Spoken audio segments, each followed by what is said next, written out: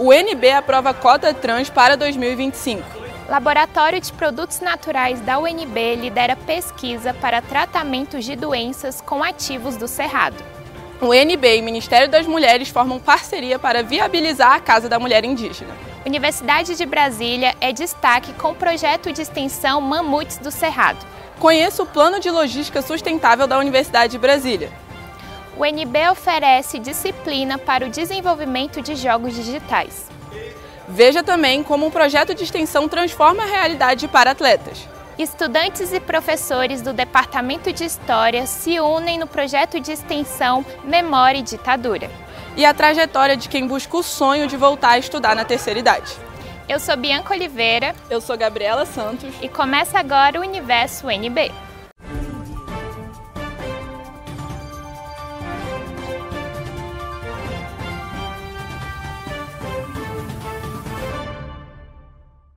Em 2025, a Universidade de Brasília começa a ter cotas para pessoas transexuais nos vestibulares. A medida foi implementada pelo Conselho de Pesquisa, Extensão e Ensino em outubro de 2024 e tem o objetivo de ampliar o acesso dessas minorias à universidade. A Universidade de Brasília deu mais um passo rumo à inclusão e à diversidade. Os vestibulares que vão acontecer em agosto de 2025 para o ingresso no primeiro semestre de 2026 terão cotas para a comunidade trans. Essa medida que foi aprovada no final de 2024 destina 2% das vagas em todos os processos de seleção da universidade para as pessoas transgêneros. Essa medida representa uma grande conquista para a comunidade LGBTQIA+. Os 2% eles são estabelecidos por meio de estudos científicos que mostram qual é o percentual desta população de pessoas trans no Brasil, né?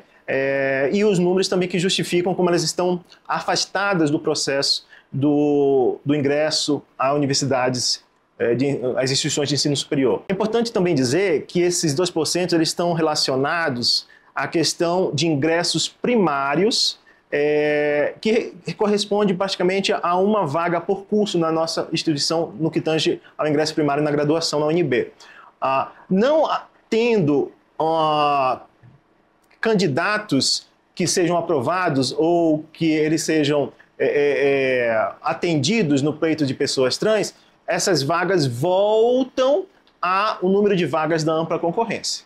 Segundo a Associação Nacional de Travestis e Transsexuais, o Brasil é o país que mais mata pessoas trans no mundo. Além disso, nem 30% dessa comunidade chega sequer a concluir o ensino médio. Então, a participação no movimento estudantil foi decisiva para a conquista das cotas, porque as cotas elas não foram conquistadas a partir de um presente da reitoria, foram a partir da gente ficar enchendo muito o saco, da gente fazer o seminário das cotas trans, que foi maravilhoso, da gente fazer marchas, da gente fazer cartazes, da gente fazer publicações, engajamentos, da gente fazer atos, de uma série de movimentações políticas dentro da universidade permitiram com que a gente fizesse a pressão suficiente para a gente conquistar as cotas e para que a votação fosse aprovada com unanimidade. Essa não é a primeira vez que a UNB é pioneira em políticas inclusivas. Em 2004, a universidade foi a primeira a estabelecer o sistema de cotas raciais no país. Eu queria pedir primeiro para você contar um pouquinho sobre a sua experiência dentro da UNB.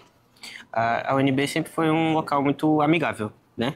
Acho que não só para as pessoas trans, mas para todas as diversidades. A gente tem pessoas de todas as idades, todas as raças, todos os gêneros.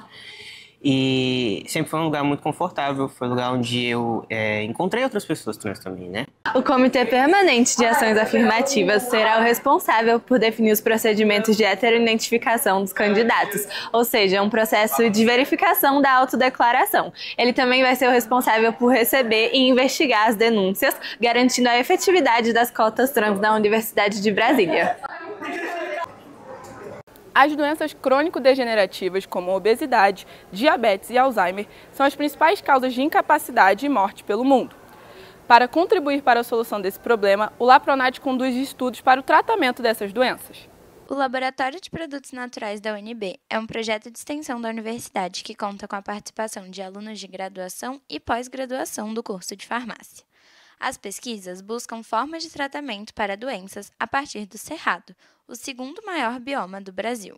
A gente construiu esse laboratório para estudar plantas e fungos do cerrado para o tratamento de doenças. E o foco do laboratório hoje é o tratamento de doenças crônicos degenerativas não transmissíveis, como diabetes, Alzheimer, síndrome metabólica. O LAPRONAT iniciou suas pesquisas há mais de 10 anos e atualmente é financiado pela Coordenação de Aperfeiçoamento de Pessoal de Nível Superior, a CAPES. O processo para chegar a um produto final pronto para uso é longo e requer equipamentos especializados de alto custo. Um projeto para chegar numa molécula leva de 10 a 20 anos. A gente começa com a planta ou com um fungo isolado do cerrado, fazendo a extração desse derivado, que é um extrato, seja ele de planta ou de fungo. Depois a gente faz toda a parte de análise para ver qual atividade inibe uma enzima envolvida na diabetes, inibe uma enzima envolvida no Alzheimer. Quando a gente descobre que esse extrato tem essa atividade, a gente vai isolar o composto ativo.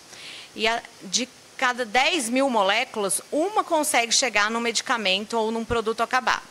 Segundo a OMS, 17 milhões de pessoas abaixo dos 70 anos sofrem de doenças crônico-degenerativas, como diabetes, leucemia e Alzheimer, por exemplo. Pode ser que até 2030 elas representem até 80% de todas as enfermidades do mundo. Entretanto, a solução para esse problema pode estar aqui mesmo, dentre fungos e plantas do cerrado. A família Amarilidaceae apresenta um grande potencial de tratamento e, por isso, é foco de pesquisas no LAPRONAT. Essa família ela é conhecida, né, famosa por alcaloides que ela produz, que são os alcaloides de Amarilidaceae. E um alcaloide muito famoso é a galantamina, que é uma substância, né, encontrada nessa planta que é usada para o tratamento de Alzheimer hoje em dia. É usado como medicamento vendido em drogarias. Então, por isso que tem um interesse muito grande nessa família. E o meu projeto era relacionado a encontrar substâncias que poderiam ter um efeito parecido com a galantamina ou esses alcaloides. Apesar de ser um processo longo, o LAPRONAT já possui um pedido de patente em andamento para o tratamento de leucemia linfoblástica, a partir de uma enzima retirada de fungos do cerrado. Com as pesquisas em andamento, podemos esperar cada vez mais descobertas vindas do laboratório da UNB. A seguir, o UNB e o Ministério das Mulheres formam parceria para viabilizar a Casa da Mulher Indígena. O UNB é destaque com o projeto de extensão Mamute do Cerrado. E conheça também o Plano de Logística Sustentável na Universidade de Brasília. Imagine só o seguinte, você acorda no ano de 2045, você abre a janela e vê segurança. Você vê as pessoas sendo cuidadosas e atenciosas umas com as outras, e as necessidades da população estão sendo atendidas. Você vê as pessoas valorizando as comunidades indígenas e essas comunidades orgulhosas de sua ancestralidade. No meu trabalho, eu transmito a cultura, a tradição e a língua indígena. O meu tempo é dedicado às coisas belas, à natureza e à minha comunidade. Eu ajudo a criar espaços que promovam uma sensação de segurança. Preservamos a biodiversidade do mundo porque consultamos nossos ancestrais. Quando olhamos para o futuro, consideramos o passado. Nós vivemos com uma compreensão de que tudo que nós somos é natureza.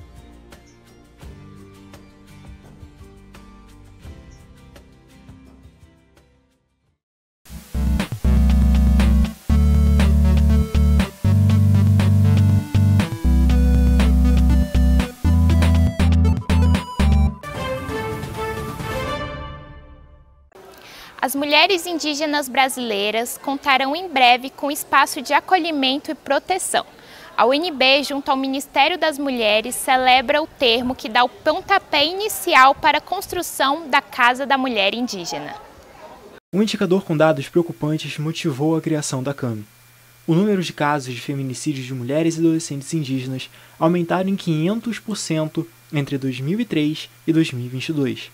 Sendo a região centro-oeste a líder em registros de mortes, com 157 casos e uma taxa de 9,7% por 100 mil habitantes. A reitora da UNB, Rosana Naves, comentou sobre a participação do UNB no processo de concepção do projeto.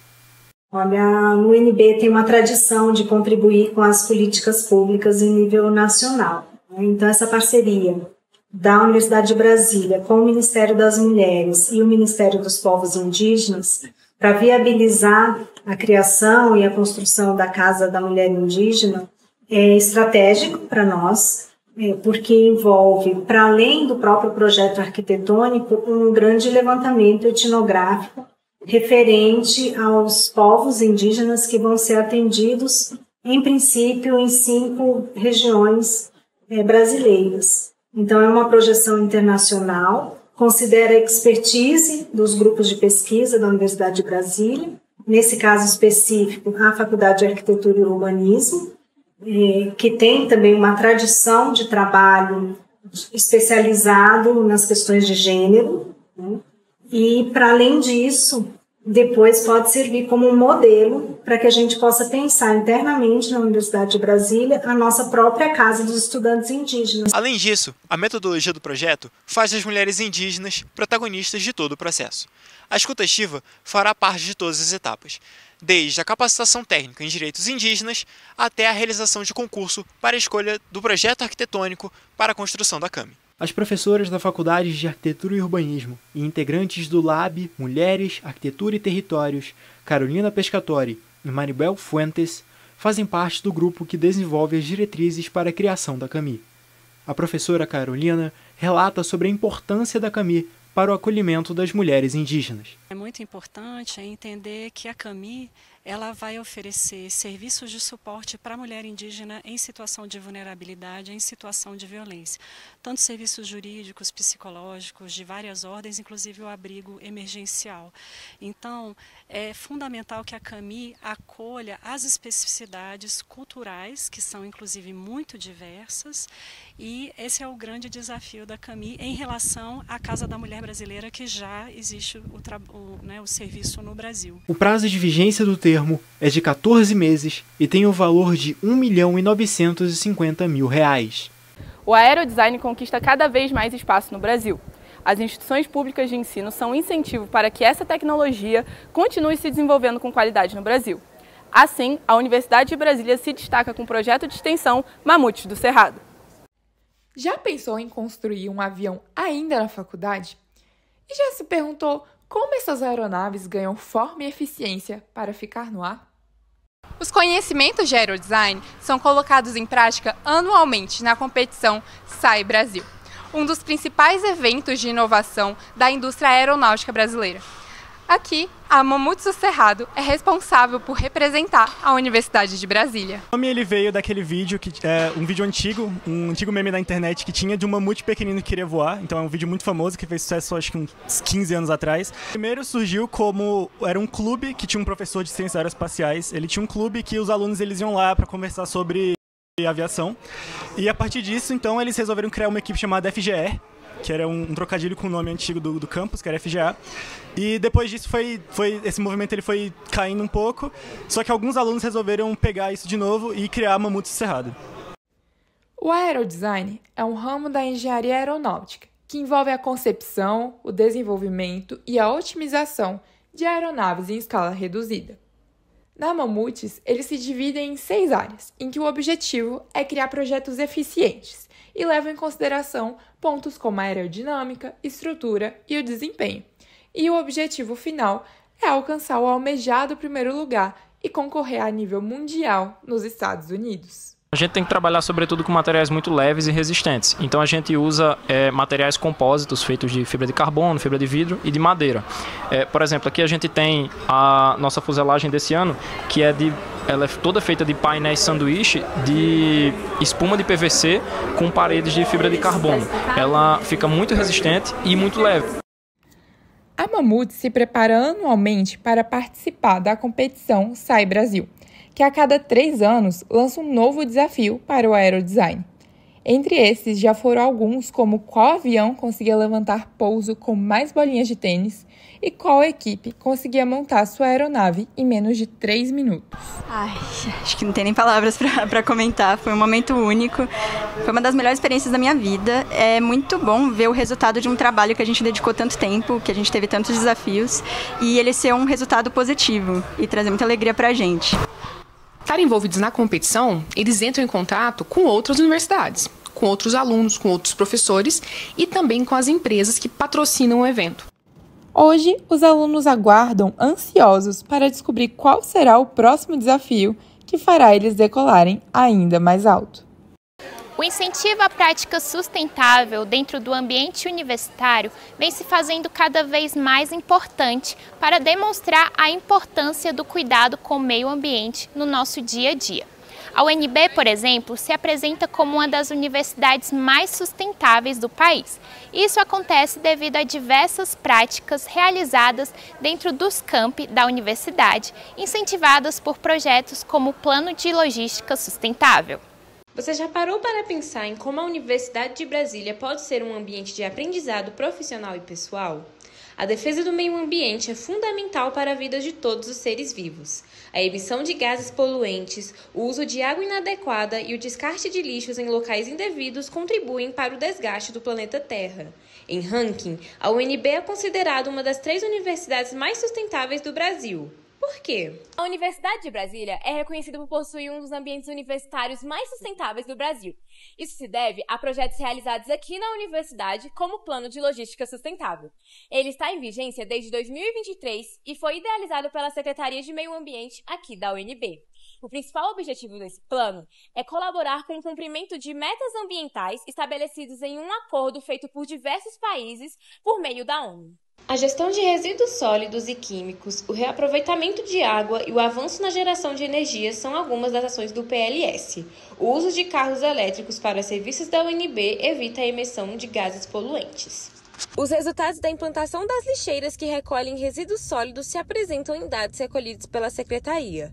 Em 2022, o número de papéis reciclados na universidade foi de 18.780, enquanto que em 2017 foi de 1.407. Esses resultados demonstram a importância de um plano que incentive a sustentabilidade na universidade. Valdir Stenck, secretário de Meio Ambiente da UNB, revela que a universidade projeta outros instrumentos de gestão ambiental além do PLS. Ele acredita que a universidade pode ser referência sobre sustentabilidade em nível nacional, já que distribui ações sustentáveis nos outros campos. Outros campos, como são campos assim, mais novos, né, como Gama, Ceilândia e Planaltina, eles são mais novos, eles já estão inclusive mais preparados do ponto de vista de infraestrutura para as questões de sustentabilidade. Então a gente já tem no Gama, na Ceilândia, a gente já tem coleta de água da chuva, a gente já tem algumas iniciativas de reciclagem da própria água, né, para a gente utilizar em outras áreas comuns, ou seja, usos mais gerais. A gente já tem ações nesses campos que estão num outro estágio por conta desse processo, né, que foi mais recente da construção, do ponto de vista de infraestrutura e arquitetônica. Em breve, a Secretaria de Meio Ambiente da UNB deve realizar uma nova reunião ou fórum para a atualização do plano. O objetivo é de que o projeto se mantenha sempre atualizado conforme as inovações que forem surgindo no meio sustentável. A previsão de renovação das ideias do plano é em 2025. Isso inclui a implementação de ideias que fortaleçam o PLS quanto ao interesse e reconhecimento do aluno para buscarem, em conjunto com a UNB, atitudes sustentáveis que garantam o avanço do meio ambiente. No próximo bloco, o UNB oferece disciplina de desenvolvimento de jogos digitais e veja também como o projeto de extensão transforma vidas de para-atletas.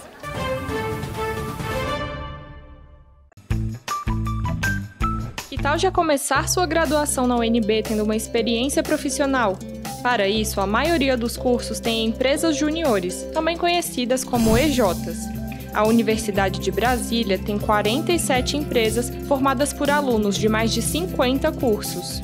Mas o que é uma empresa júnior? Empresas juniores são empresas reais, sem fins lucrativos, formadas apenas por estudantes. As EJs são organizadas pelo Movimento Empresa Júnior, que funciona no Distrito Federal e em todos os estados do Brasil, além de estar presente em outros 43 países. Com orientações de professores, elas vendem serviços ou produtos para clientes por um preço geralmente mais baixo que as empresas tradicionais.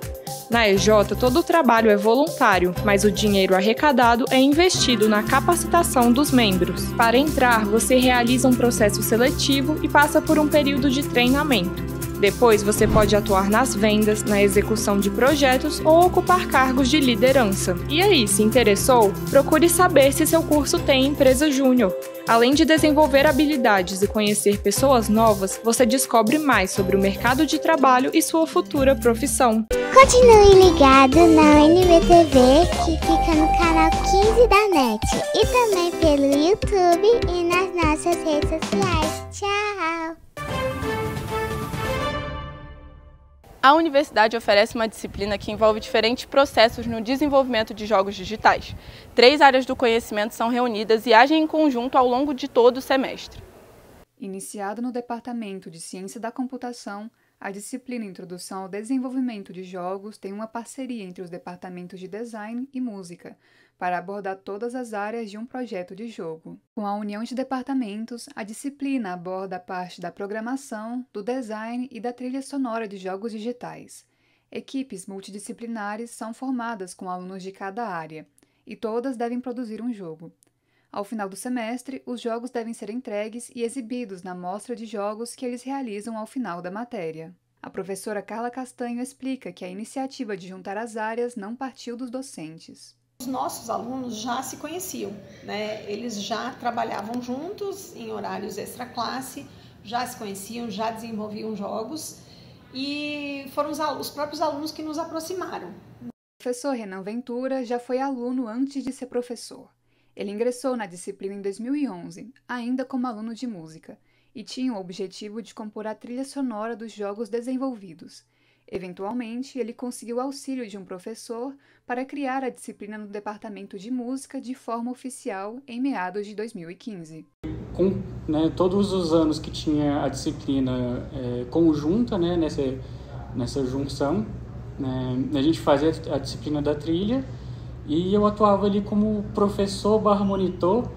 Eu não fiz mais nenhum trabalho para as disciplinas, mas eu consegui a cada semestre chamar mais e mais alunos da música e fortificar esse movimento dentro do departamento de música até a criação oficial da disciplina, que, se eu não me engano, foi em 2014, 2015, por aí. A implementação da disciplina no departamento de música possibilitou a criação da trilha sonora dos jogos pelos alunos. As aulas e equipes multidisciplinares preparam os estudantes para a carreira e simulam a realidade do trabalho profissional. Então, ele sair dessa caixa, sair dessa bolha da música e pensar esses roteiros, saber lidar com pessoas que trabalham com imagem e saber trabalhar com as pessoas que trabalham com código, E isso é uma das coisas que, felizmente, a gente consegue trabalhar muito bem por conta dessa equipe multidisciplinar que tem entre os alunos. A disciplina nessa modalidade conjunta só acontece uma vez por ano. Ela é ofertada no mesmo horário nos 3 departamentos. Em um dia da semana, os alunos têm aula separada para conteúdo mais específico, e no outro, as turmas se reúnem para que as equipes possam trabalhar nos jogos. Alguns jogos se desenvolveram em projetos maiores fora da disciplina. Há casos de equipes que se juntaram para formar startups e alunos que utilizaram a experiência da disciplina em TCCs. Porque um jogo exige muito trabalho de ilustração e muito trabalho também de programação, E um semestre passa voando, e eles também não estão dedicados só aos jogos, eles têm outras disciplinas que eles estão fazendo. Então, a gente pode chamar de um protótipo de jogo aquilo que eles produzem no final do semestre. Tecnologia desenvolvida por estudantes e professores da Universidade de Brasília ajudam para-atletas a pedalarem. Há 10 anos, o projeto Empoderando Mobilidade e Autonomia, o EMA, daqui da UNB, vem transformando vidas. O objetivo é melhorar a qualidade de vida de pessoas com deficiências físicas e motoras. Assim, o projeto desenvolve uma série de tecnologias voltadas para proporcionar mobilidade e acessibilidade a esse grupo. Essa história começou em 2015, lá no campus do Gama da UNB. Hoje, o EMA tem sede aqui no campus Darcy Ribeiro, no Departamento de Engenharia Elétrica, e reúne estudantes de Engenharia, Educação Física e Fisioterapia. Toda a equipe é coordenada pelo professor Roberto Batista, da Faculdade de Ciência e Tecnologia e Engenharia. O projeto é um projeto que engloba os 3 pilares da universidade, que é pesquisa, ensino e extensão. Então, a gente tem desde alunos de iniciação científica, ali do 2º, 3º semestre, os extensionistas também, até alunos de doutorado. O que a gente investiga aqui na pesquisa, a gente traz para a sala de aula e, através do projeto de extensão, a gente leva essa tecnologia para a comunidade. Uma das criações mais notáveis do EMA é um triciclo adaptado para pessoas paraplégicas pedalarem, que está em desenvolvimento desde 2016. O aparelho funciona a partir de impulsos elétricos. Alguns eletrodos são acomodados nas pernas do atleta e produzem pequenas cargas. Então, elas estimulam os músculos a se moverem, fazendo com que um ciclista, sem o movimento das pernas, possa pedalar. Com essa tecnologia, o Ema foi à Suíça em outubro do ano passado. Lá, ele participou das Olimpíadas Biônicas, conhecidas como Cybathlon, e competiu na corrida de bicicleta com eletroestimulação funcional, ao lado de grandes centros de pesquisa internacionais. O resultado da equipe foi impressionante. Conquistou o 6º lugar. O escolhido para pilotar a bicicleta em Zurique foi o para-atleta Estevão Lopes, que faz parte do projeto e pedala no triciclo desde 2016. A competição de 2024 foi a 3ª vez em que ele participou das Olimpíadas Biônicas com o triciclo desenvolvido pelo EMA. Uma tecnologia da Universidade de Brasília, da UNB, de Brasília, do Brasil, onde a gente não deixa nada a desejar as outras tecnologias do mundo afora, as maiores universidades, as maiores empresas ligadas à tecnologia assistiva, e a gente está lá batendo de frente com eles, fazendo bonito, né? A nossa pedalada foi eleita a melhor pedalada da competição, tanto pela organização quanto pelas outras equipes participantes. Então é um orgulho muito grande, ainda mais para mim, que eu sou o único atleta do mundo a competir 3 vezes consecutivas, sendo finalista nas 3. Então é muito orgulho, né? Para alcançar esses resultados, a rotina no laboratório é árdua e a preparação para a competição foi intensa. O fisioterapeuta Victor Hugo de Souza é extensionista no projeto desde 2023 e participou diretamente na preparação para as Olimpíadas Biônicas. Foi muito importante para a gente estar presente nessa competição, primeiro, para levar a tecnologia desenvolvida na UNB e, segundo, para partilhar conhecimentos com outras equipes de todo o mundo. Daqui para frente, o EMA tem um objetivo importante a conquistar: conseguir disponibilizar essas tecnologias para o grande público. Mas esse não é um passo simples. A ideia é conseguir ajudar e impactar o maior número de pessoas com deficiências físicas e motoras a partir das pesquisas e criações feitas no laboratório. Na comunidade local, a gente ainda gostaria de ter um alcance maior.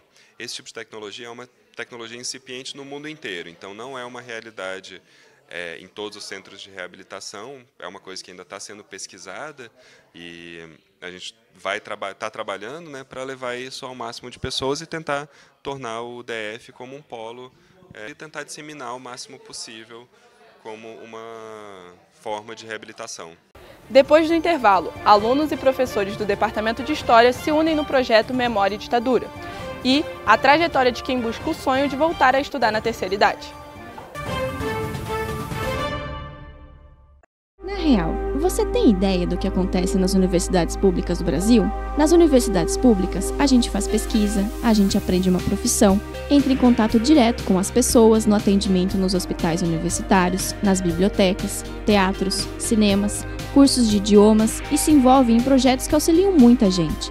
As universidades brasileiras possuem pesquisa de ponta, com destaque internacional, contribuindo para o desenvolvimento do Brasil. As 10 universidades mais produtivas e bem conceituadas do país são públicas e gratuitas.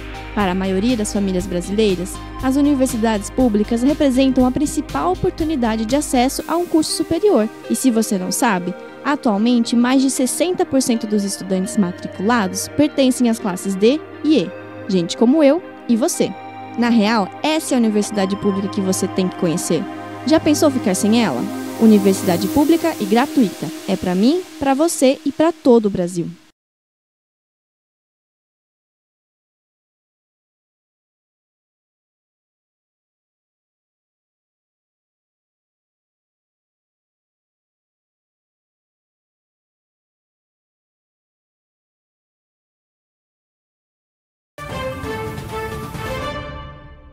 O projeto do Departamento de História resgata memórias da ditadura militar e conscientiza alunos do ensino médio.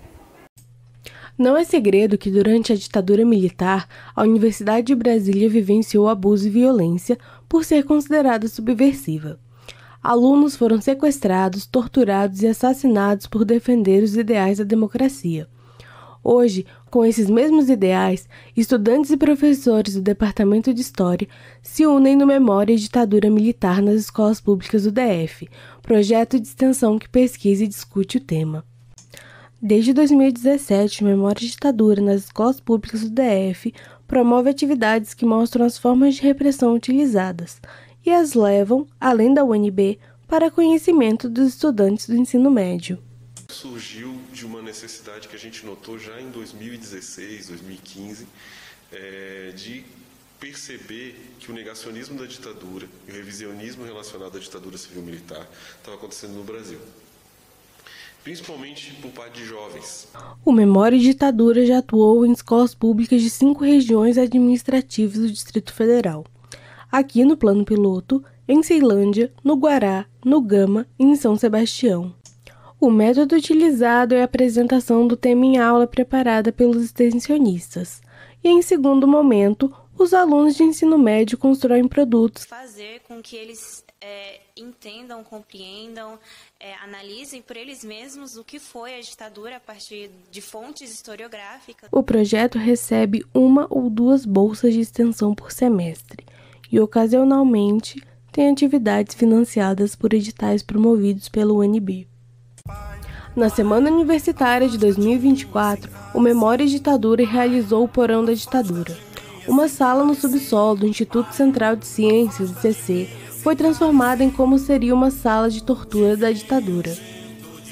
Como defende o professor Fernando Paulino, que integrou o grupo de investigações das violações de direitos humanos e liberdades individuais, falar de ditadura é impedir que o passado se repita.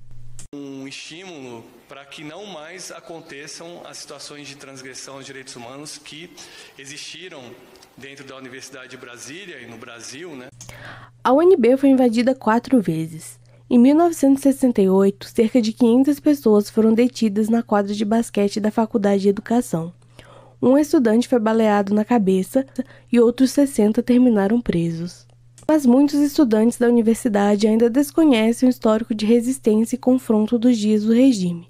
Por isso, o Memória e Ditadura também atua com o público interno.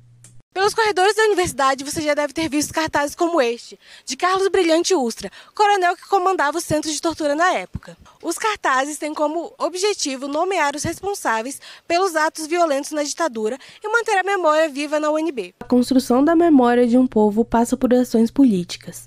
Diferentemente da ditadura na Argentina e dos horrores do Holocausto na Alemanha, o Brasil não responsabilizou ninguém pelos crimes cometidos durante a ditadura militar. Memória, verdade e justiça. Nós temos a memória, nós temos a verdade, mas a justiça, para mim, não foi feita. O aumento da expectativa de vida leva muitos idosos a retomar os estudos, buscar novos desafios intelectuais, aprimorar-se profissionalmente e conectar-se de novas formas com o mundo. A Universidade de Brasília está em processo de adaptação para acolher essa nova geração de estudantes. Cada vez mais, idosos estão desafiando os limites e retomando os estudos, mostrando que para aprender não precisa de idade. Um exemplo disso é Silva Barreira, que se inscreveu na 2ª edição do vestibular da UNB destinado a pessoas com 60 anos ou mais. Essa daí foi a oportunidade que eu tive dos 60 a mais, de cursar, de vir fazer a prova, ter a sorte de passar, né, e seguir o meu sonho. Silvia nunca chegou a concluir a faculdade, mas sempre teve o sonho de cursar serviço social. Para isso, teve apoio de seu filho Paulo, estudante de jornalismo da UNB, na volta aos estudos. É fundamental a gente nunca desistir dos nossos sonhos e que, principalmente quando a gente está nesse processo de envelhecimento, né, retornar ao estudo, né, apenas uma forma de você regressar à universidade, você voltar a estudar, você ter toda aquela convivência, principalmente na idade a qual ela se encontra. Eu acho que também é uma forma de ressignificar o processo de envelhecimento. A porcentagem de estudantes com mais de 40 anos na UNB cresceu 13.000% nas últimas 4 décadas. Passando de 19 para 2.592 alunos. Muitos desses números configuram sonhos de voltar aos estudos. É o caso de Trajano Souza, que já formado em Direito pela Universidade de Brasília, retornou em 2015 para sua 2ª graduação em Engenharia de Rede de Comunicação. Aos 46 anos, Trajano passou para a faculdade junto com seu filho pelo Enem de 2014. O semestre em que o meu filho caçula entrou foi um semestre em que os 3 filhos e o pai estavam na universidade, né? Foi muito bacana, foi interessante porque, engraçado, eles é que tinham mais receio da minha vinda para a universidade, principalmente o meu caçula. Trajano conta que o receio de não ser bem aceito como o mais velho da turma passou rápido, porque ele foi bem acolhido por seus colegas de classe e pela própria Universidade de Brasília. Foram essas, talvez, o enxergar da nossa Universidade de Brasília como de fato é uma das melhores centros de conhecimento do país, né? Como certamente aqui no Centro-Oeste o melhor que tem, né? E não tenho dúvida de que isso foi um fruto bacana, enxergar o UNB na perspectiva de ver os outros construindo sonhos e não na perspectiva de quem está ainda construindo seus sonhos, né? Foi lindo, foi lindo. Para auxiliar os idosos no processo de envelhecimento, em conciliação com os estudos, a UNB tem um programa Universidade do Envelhecer, com o objetivo de promover um processo de envelhecimento saudável e inclusivo. O Unicer tem como projeto principal o curso de Educador Político Social em Gerontologia, que tem 1 ano e meio de duração. Como que é a Unicer? A gente tem um curso que é o Educador Político Social em Gerontologia, que são pessoas de 45 anos mais, e a gente tem 10 polos em Brasília. E essas pessoas fazem um curso de 1 ano e meio, são 3 semestres, no caso, de segunda a sexta, das 2 às 5 horas da tarde. E aí, no final, eles saem com essa certificação. Lembrando que o nosso público, a maioria, é 60 mais. O curso visa formar educadores que possam atuar no fortalecimento da cidadania entre a população idosa. Eu tenho mais que absoluta certeza de que a Unicer ela vai continuar a inspirar as pessoas, transformar a vida delas, mostrando que o envelhecimento é uma oportunidade de aprendizado contínuo e de trocas de experiências valiosas. O Unicer começou na Ceilândia, mas já chegou no Plano Piloto, Riacho Fundo e Candangolândia. Para ingressar no programa, basta ter 40 anos ou mais, e as vagas são preenchidas por ordem de inscrição, através dos editais. E esse foi mais um Universo UNB. Muito obrigada pela audiência e até a próxima!